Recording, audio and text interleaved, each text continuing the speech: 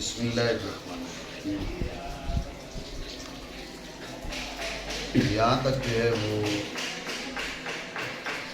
توحید باری تعالیٰ، صفات باری تعالیٰ، صفات کی ازلیت ابدیت، ان امور کا بیان ہوا۔ اب یوں سمجھے کہ لا الہ الا اللہ، اس کے جو مقتضیات ہیں ان کا ذکر ہو چکا۔ جی کچھ گفتگو رہ گئی ہے، آگے چل کے بات آئے گی۔ جی اس کے بعد ہے کلمہ طیبہ کا جزو ثانی محمد الرسول اللہ، اس کا بیان کر رہے ہیں، سمجھے؟ یعنی توحید کا بیان ہوا، اب رسالت کا بیان کر رہے ہیں۔ صفات باری عز اسمہ، توحید باری تعالیٰ، اس کا بیان ہوا۔ رسالت سید رسول جناب محمد رسول اللہ صلی اللہ تعالیٰ علیہ وآلہ وسلم، اس کا بیان ہو رہا ہے۔ اور کی بات، اور یہ کہ جناب محمد صلی اللہ تعالیٰ علیہ وسلم اللہ کے چنے ہوئے بندے اور چنے ہوئے نبی اور پسندیدہ رسول ہیں۔ وَأَنَّ مُحَمَّدًا صلی اللہ تعالیٰ علیہ وآلہ وسلم، ذہن میں رکھیں کہ محمد جو ہے آپ علیہ وعلیٰ علیہ السلام کا اسم ذاتی ہے، اور سیغہ کے اعتبار سے تو یہ باب تفعیل سے اس میں مفعول ہے۔ مراد وہ شخص ہے، وہ ذات ہے جس کی بار بار تعریف کی گئی ہے۔ جب آپ کے دادا جناب عبدالمطلب نے آپ کے نام رکھا، ان لوگوں نے کہا کہ بھئی یہ نام جو ہے آپ نے اپنے خاندانی ناموں سے تھوڑا ہٹ کے رکھا ہے۔ جی آپ کے خاندانی نام مثلا عبد مناف، عبد العزیٰ وغیرہ، محمد، یہ نام تو آپ کے خاندانی ناموں میں نہیں ہے۔ تو جناب عبدالمطلب کے جملے سنیے، انہوں نے کہا کہ میں چاہتا ہوں کہ زمین والے بھی اس کی تعریف کریں اور آسمان والے بھی اس کی تعریف کریں، اور ان کی یہ تمنا پوری ہوئی۔ اب کائنات ساری کی ساری حضور سید عالم صلی اللہ علیہ وسلم آپ کی تعریف میں رسول اللسان ہے۔ ٹھیک ہو گیا؟ تو یہ ذہن میں رکھیں کہ حضور سید عالم صلی اللہ تعالیٰ علیہ وآلہ وسلم سے پہلے یہ نام آپ کے دور سے پہلے نہیں رکھا جاتا رہا، اسی دور میں یہ نام نہیں رکھا گیا۔ لیکن جب آپ کا دور اقدس قریب آیا، اہل کتاب سے لوگوں نے سننا شروع کیا کہ یہ وہ دور ہے جس دور میں خاتم الانبیاء تشریف لانے والے ہیں اور ان کا نام نامی محمد ہوگا۔ اب لوگوں نے اس لالچ میں، اس طمع میں اپنی بیٹوں کے نام رکھنے شروع کر دیے کہ ہو سکتا ہے کہ یہ اعزاز ہمارے بیٹے کو مل جائے۔ تو بعض اہل تحقیق نے کہا کہ اس دور میں 15 لوگ تھے جن کے نام محمد تھے، 15 لوگ تھے، اور آپ کے دور اقدس سے پہلے یہ نام جو ہے وہ کسی نے یہ نام نہیں رکھا۔ اس دور میں چند ایک لوگ ہوئے، اور اس امید پر کہ ہو سکتا ہے کہ اللہ رب العالمین یہ اعزاز ہمارے بیٹے کو عطا فرمائے، اس امید پہ چند لوگوں نے نام رکھے جن کی تعداد 15 ملتی ہے کتب تاریخ کے اندر، ورنہ آپ کے دور اقدس سے پہلے کسی کا یہ نام نہیں ہوتا۔ بات سمجھے؟ کہا وَأَنَّ مُحَمَّدًا عَبْدُهُ، تو اس مقام پہ آپ کی صفت عبدیت کا پہلے ذکر کیوں کیا، اس پہ توجہ رکھیں۔ صفت عبدیت کا پہلے اس لیے ذکر کیا کہ بندے کی ایک نسبت ہے مخلوقات کی جانب، ایک نسبت ہے رب کائنات کی جانب۔ رب کائنات کی جانب جو بندے کی نسبت ہے نا، انسان کی، مخلوق کی، ان نسبتوں میں سے سب سے اعلیٰ نسبت عبدیت کی نسبت ہے۔ ٹھیک ہے؟ سب سے اعلیٰ جو نسبت ہے وہ عبدیت کی نسبت ہے، اس لیے اس صفت کو یہاں پر ذکر کیا۔ ایک دوسرے چلے اس نسبت کے علو کی دلیل سمجھ لیں۔ اللہ رب العالمین نے عظیم مقامات اور اشرف مقامات پہ حضور کی صفت کو ذکر کیا ہے۔ فَأَوْحَا إِلَىٰ عَبْدِهِ مَا أَوْحَا، وحی کی بات ہوئی تو عبدیت کی کا بیان ہوا۔ سبحان الذی اسریٰ بعبدہ، ٹھیک ہے. تو اب کیا ہے, یہاں پر صفت ابدیت کا بیان ہوا. تو انزل علی عبدہ, قرآن نازل کرنے کی بات کی تو ابدیت کا بیان کیا. مقصد یہ کہنے کا کہ اگر یہ صفت ابدیت معمولی صفت ہو تو اللہ رب العالمین اشرف مقامات میں, اعلیٰ مقامات میں, جہاں پر حضور کی مدح کی جا رہی ہے, حضور کی تعریف کی جا رہی ہے, وہاں پر اس صفت ابدیت کا بیان نہ فرماتا. ان مقامات میں صفت ابدیت کا بیان, یہ دلیل ہے اس بات کی کہ بندے کی رب کی جانب جب نسبت کی جائے تو سب سے اس کی نسبتوں میں سے سب سے خوبصورت جو نسبت ہے, سب سے جو عالی نسبت ہے, وہ نسبت ابدیت ہے. بات سمجھے؟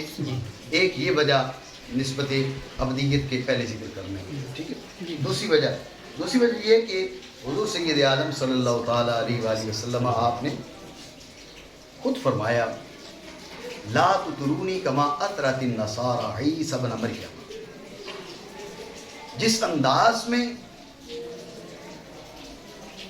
نصرانیوں نے حضرت عیسیٰ بن مریم کی تعریف میں مبالغہ کیا, وہ میری تعریف میں مبالغہ نہ کرو. انہوں نے کون سا کیا؟ انہوں نے حضرت عیسیٰ علیہ السلام کو صفت ابدیت سے نکال کے صفت الوہیت کے ساتھ متجر موصوف بنانے کی کوشش کی. ٹھیک ہے نا بھائی, ناسوت سے نکال کے لاہوت میں داخل کرنے کی کوشش کی. حضور سید عالم صلی اللہ تعالیٰ علیہ وآلہ وسلم آپ نے منع فرمایا. جب آپ نے منع فرمایا تو اس لیے صفت ابدیت کا اس لیے بھی ذکر کیا. بات آپ سمجھے نہیں؟ اس کے علاوہ اور بھی حدیث طیبہ ملتی ہیں جہاں پر حضور سید عالم صلی اللہ تعالیٰ علیہ وآلہ وسلم آپ نے خود پہلے اپنی صفت ابدیت کا بیان کیا, بعد میں صفت رسالت کا بیان کیا. بات آئی ذہن میں؟ تو یہ چند وجہ آپ کو بتائی ہیں کہ صفت ابدیت کا پہلے کیوں بیان.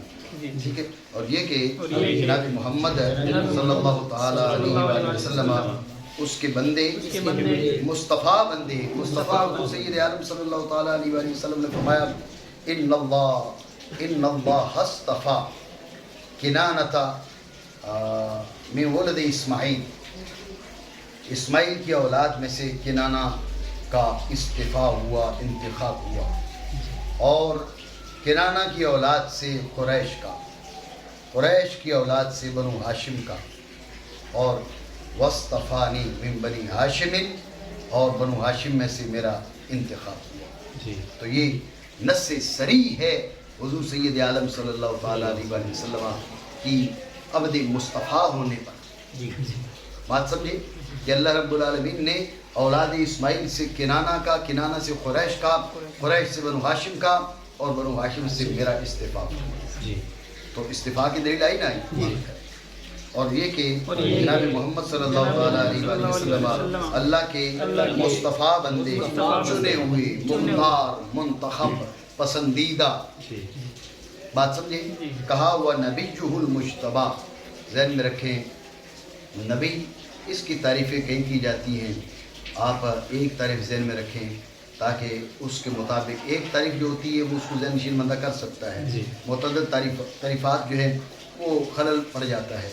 تو کیا وہ آزاد انسان مرد جس کی جانب اللہ رب العالمین کی طرف سے شرع وحی کی گئی ہو, وہ آزاد انسان مرد جس کی جانب اللہ جل وعلا کی طرف سے شرع وحی کی گئی, سواء امر بالتبلیغ ام لم یؤمر.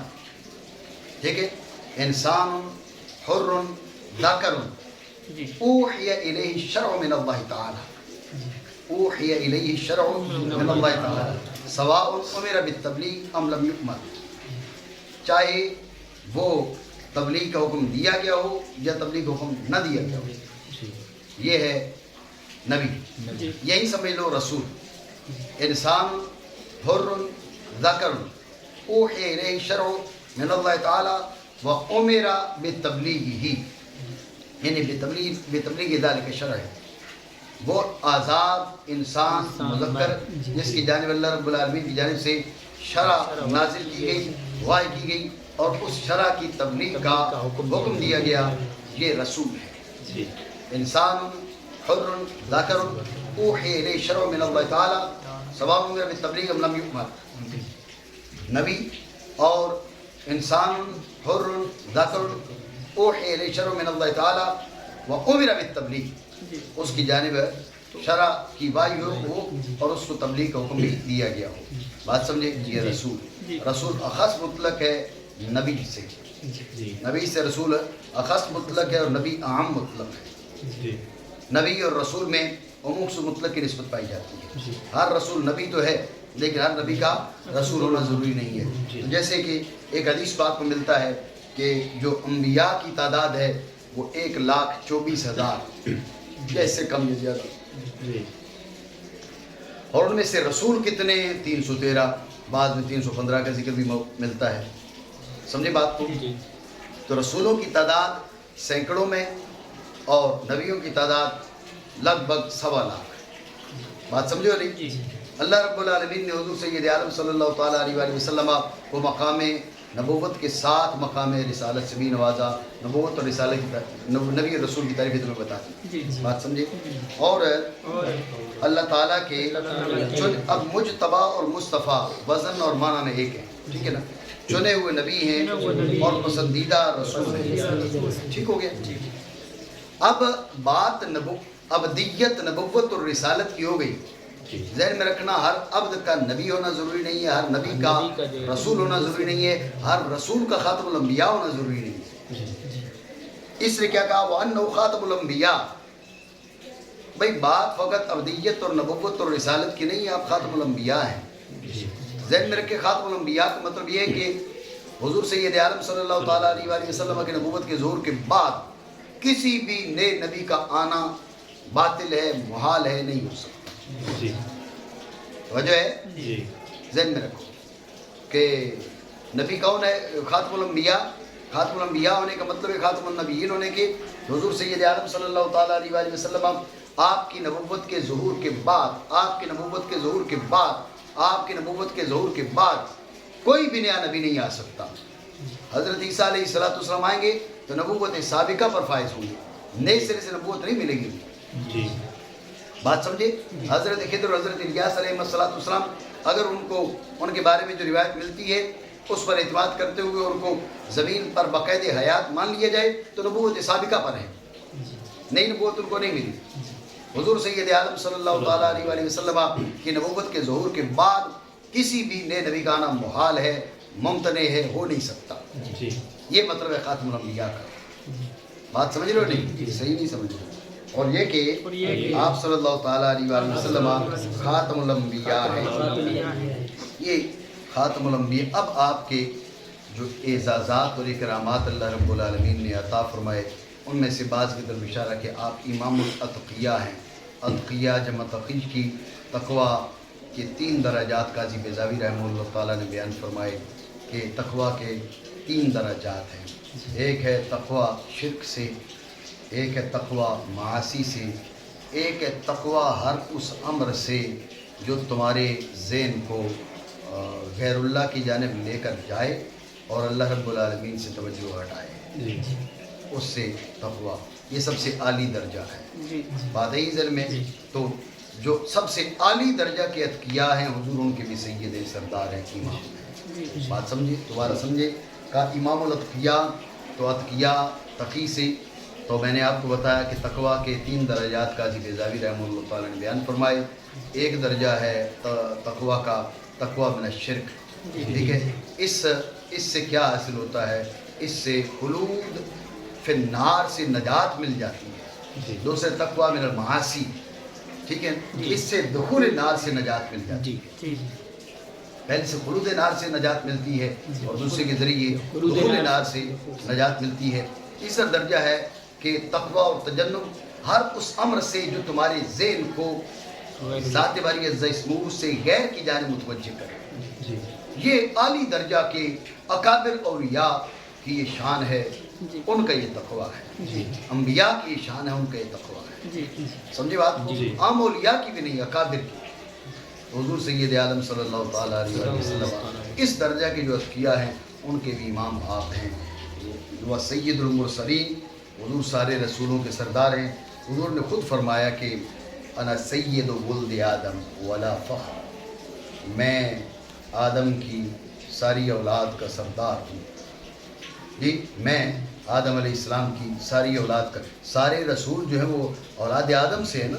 جب سارے رسول اولاد آدم سے ہیں تو حضور صحیح اب ساری اولاد آدم کے سردار کو سید المرسلین. بات سمجھے نہیں؟ یہ ذہن میں رکھے. بعض یہ سوال ضرور ہوتا ہے کہ آپ سید ولد آدم ہیں تو اس کا مطلب ہے کہ آدم علیہ السلام کے سردار نہیں ہے کیا؟ آپ نے کہا میں اولاد آدم کا سردار ہوں, تو کیا حضرت آدم علیہ السلام کے سردار نہیں ہیں؟ ذہن میں رکھیں آپ حضرت آدم علیہ نبینا علیہ السلام کے بھی سردار ہیں, تو ان کا اگر ذکر نہیں کیا تو عذرائے ادب. ٹھیک ہے نا, عذرائے ادب ایک وجہ. دوسرا یہ کہ جب یہ یقینی بات ہے کہ بعض ابنائے آدم سے بھی افضل و اعلیٰ ہیں. حضرت ابراہیم علیہ السلام بعض ابنائے آدم علیہ السلام سے بھی افضل و اعلیٰ ہیں, تو جب حضور تمام ابنائے آدم کے سردار تو آدم کے سردار. اور اسی حدیث کو آگے دیکھو جو آپ علیہ وآلہ علیہ السلام نے فرمایا کہ قیامت کے روز جو ہے وہ لواء الحمد یومئذ بیدی, اس روز جو لواء حمد ہوگا میرے ہاتھ میں ہوگا. آدم کو بھی اس جھنڈے کے نیچے آنا پڑے گا اور آدم کی ساری اولاد اس جھنڈے کے نیچے. ٹھیک ہے, حضور سید عالم صلی اللہ تعالیٰ علیہ وآلہ وسلم کی طرف سے پھر وہ جھنڈا حضرت سید مولا کائنات مولا علی مشکل کشا کو عطا کیا جائے گا. ٹھیک ہے, ہمارے حضرات کو یہ بات پسند نہیں, یہ پسند نہیں ہے کہ بھئی ہم کہ مولا کائنات کو وہ جھنڈا مل جائے گا. وہ خدا کے بندو حضور سید عالم صلی اللہ تعالیٰ علیہ وآلہ وسلم آپ خود جھنڈا اٹھا کے گھومتے رہے. وہ بعض صحابہ نے حضور سید عالم صلی اللہ تعالیٰ علیہ وآلہ وسلم سے بات پوچھی, یا رسول اللہ قیامت کے دن آپ کا جو جھنڈا ہے وہ کس کے پاس ہوگا؟ تو آپ علیہ وآلہ علیہ السلام نے فرمایا کہ جس کے پاس دنیا میں ہوتا ہے. جو دنیا میں علم بردار ہے آخرت میں وہی علم بردار ہوگا. دنیا میں جھنڈا مولا کائنات کے پاس ہے تو آخرت میں جھنڈا مولا کائنات کے پاس ہوگا. تو حضور دنیا میں جب اپنے لشکر لے کر جاتے تھے تو کیا جھنڈا اپنے ہاتھ میں رکھتے تھے؟ تو جو امیر لشکر ہوتا ہے, جو جس کی اتنی بڑی شان ہے, جو ساری کائنات کا سردار ہے, وہ جھنڈا خود اٹھا کے گھومے گا؟ وہ جھنڈا خود نہیں اٹھا کے گھومتے, بلکہ خواص کے حوالے کیا جاتا ہے, وہ ان کے علم بردار ہوتے ہیں. تو دنیا میں بھی آپ علیہ وآلہ علیہ السلام جب تشریف لے جاتے تھے تو بسا اوقات وہ جھنڈا جو ہے مولا کائنات کے ہاتھ میں ہوتا تھا, تو قیامت کے روز بھی وہ جھنڈا مولا کائنات کے ہاتھ میں لیے جائے. اور سید المرسلین ہے کا حبیب و رب العالمین. تو یہ اس حدیث کی جانب اشارہ ہے کہ جس میں حضور سید عالم صلی اللہ تعالیٰ علیہ وآلہ وسلم نے انبیاء کرام کے مقامات اور مراتب جو صحابہ کرام ذکر کر رہے تھے, تو حضور نے ان کے مقامات اور مراتب کے ذکر کے ساتھ فرمایا الا و انی حبیب اللہ, اور کما قال رسول اللہ صلی اللہ علیہ وآلہ وسلم, خبردار میں اللہ کا حبیب. ٹھیک ہے نا, اس کی جانب اشارہ. اور تمام جہانوں کے پروردگار کے حبیب ہے, اور ہر نبوت کا دعویٰ آپ کے بعد ہے. گمراہی اور خواہش نفس, یعنی گمراہی یہ خواہش نفس سے جو کہہ رہا ہے اس کی کوئی دلیل ہے. کل دعوی نبوت, اس سے ذہن میں رکھیں تمام تر دعوی جو ہے نبوت کے, بھئی یہ ذلی نبی ہے, یہ بروزی نبی ہے, فلاں نبی ہے, یہ بتبع نبی ہے. کل دعوی نبوت بعدہ فغی و حون, باطل ہے کسی تفصیل کے ساتھ بھی. نبوت کا دعویٰ کسی بھی تفصیل کے بعد کے ساتھ حضور سید عالم صلی اللہ تعالیٰ علیہ وآلہ وسلم آپ کے بات نہیں ہو سکتا. جو کرے گا اس کا دعویٰ باطل ہے, وہ کذاب ہے. بات سمجھے ہو نہیں؟ اور آپ اچھا, اب سوال یہ کہ حضور سید عالم صلی اللہ تعالیٰ علیہ وآلہ وسلم آپ کی جو بعثت ہے وہ اس کی جانب ہوئی, تو ذہن میں رکھیں لِیَکُونَ لِلْعَالَمِینَ نَذِیرًا, حضور تمام جہانوں کے لیے نذیر بنا کر بھیجے گئے. اور صرف الی الخلق کافہ, اور کما قال رسول اللہ صلی اللہ علیہ وسلم, حضور نے فرمایا میں ساری کی ساری مخلوق کی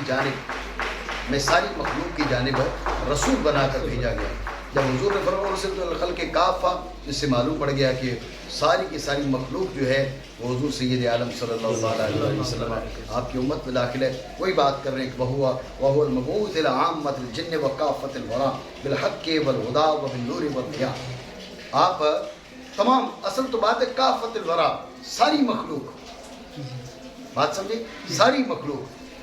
جنات کا پہلے کیوں ذکر کیا؟ جنات کا بالخصوص اس لیے ذکر کیا کہ اس فرمان باری تعالیٰ میں وما خلقت الجن والانس الا لیعبدون، اس میں ابتدا جن سے کی گئی، تو یہاں پر ابتدا جن سے کی گئی. سمجھے بات؟ ایک وجہ جن کو پہلے ذکر کرنے کی. دوسری وجہ جن کو پہلے ذکر کرنے کی یہ ہے کہ چونکہ جنات کی جو تخلیق ہے وہ انسان سے پہلے ہے. جن جو ہے وہ انسان سے پہلے بنا. یہ وہاں ہو سکتا ہے حضور سید عالم صلی اللہ تعالیٰ علیہ وسلم آپ چونکہ آپ دنیا میں جلوہ فرما ہوئے لباس بشریت میں، تو شاید جو بشر اول ہے ان کے بعد جو خلائق ہیں ان کی جانب آپ رسول بنا کر بھیجے گئے ہوں، اور بشر اول سے پہلے کی مخلوقات ہیں جیسے جن، ان کی جانب آپ کی رسالت نہ ہو. یہ وہاں ہو سکتا ہے کیونکہ وہ تو پہلے سے بنے ہوئے اس پہلے دور کے لوگ کی وہ ہیں مخلوقات ہیں، تو اس کا اس وام کا بھی ازالہ کا دھوکہ نہیں ہے. وہ جنات کی تخلیق قبل الانس ہے، لیکن حضور سید عالم صلی اللہ تعالیٰ علیہ وسلم آپ جنوں کی جانب بھی رسول بنا کر بھیجے گئے ہیں، بلکہ ساری مخلوق کی جانب رسول بنا کر بھیجے گئے. بات ہی ذہن میں اس سے اشارہ ہو گیا اس بات کی طرف کہ حضور فرشتوں کی جانب بھی رسول ہیں، آپ جنات کی جانب بھی رسول ہیں، بلکہ کائنات کی ہر شے کی جانب اللہ رب العالمین نے آپ کو رسول بنا کر بھیجا. ارسلت الی الخلق کافہ. ٹھیک ہے، اور آپ ہی مبعوث ہیں، اور آپ ہی مبعوث ہیں. یعنی یہ جو مقام ہے نا، یہ کسی اور کو نہیں ملا. نبی تو اللہ کے بے شمار گزرے، رسول بھی جو ہے نا وہ سینکڑوں کی تعداد میں گزرے، لیکن المبعوث الی کافۃ الورا، یہ اعزاز کسی کو نہیں ملا.